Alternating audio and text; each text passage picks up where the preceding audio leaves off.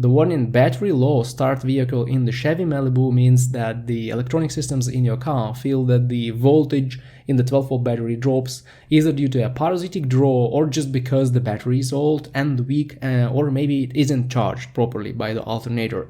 So there are several common issues, and some of them you can inspect and even fix on your own. First of all, you need to check the condition of the battery connections.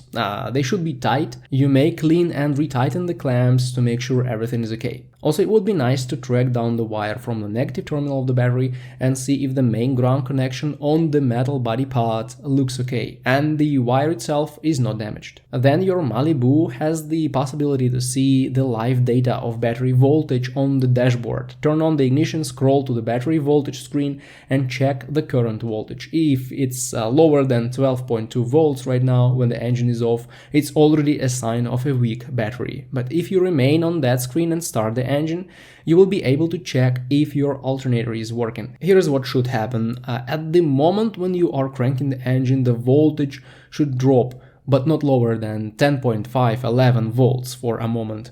Then it should jump up to over 13 volts and slowly climb to over 14 volts. This means the alternator kicks in and works properly. Also, you shouldn't see any sudden voltage spikes or drops. If the voltage stays at 12 something and doesn't go to 14 something, this means that the alternator doesn't give power to the system. In this case, the only thing you may do is to check if the alternator belt is still there and rotates when the engine runs. But when it comes to alternators, there is nothing much you can do as a DIY repair. Most likely, if you see this 12-volt situation after you start the engine, the alternator will need replacement. And finally, there is an interesting TSB for the 2017 model year Chevy Malibu.